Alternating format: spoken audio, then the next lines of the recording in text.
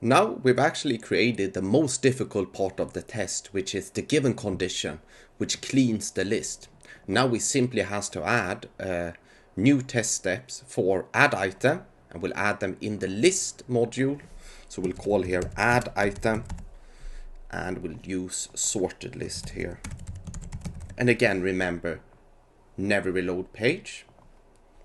So what we will do now is we will just add an item here, and we're going to say test item, and I'll press tab first and then enter. And this is very good when you're recording. Sometimes you want to make sure that it properly records, and hitting tab is very useful. And as you can see now, it automatically created a data-driven test where we say parameter add new to do. So under test setting, you see you have test item. And this is just that Boozang is data-driven by default, which is very useful. So try and double-click here. You will see that the test item should be added. And what you see is that the button press wasn't recorded. So let's record the button press just in case, like that. So now when we run this, it should make sure to add a test item. And let's clear this out so you don't get the schedule is full error.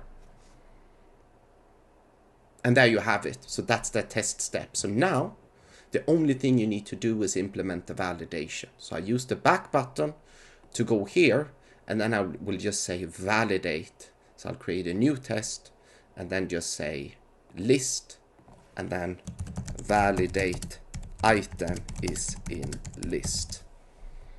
So here we'll use sorted list again, run it, and make sure to never reload the page.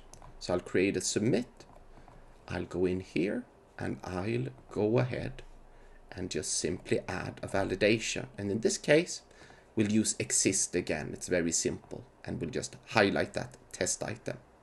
So what we've done now is we created a test that clears the list, adds an item, and does the validation of the item.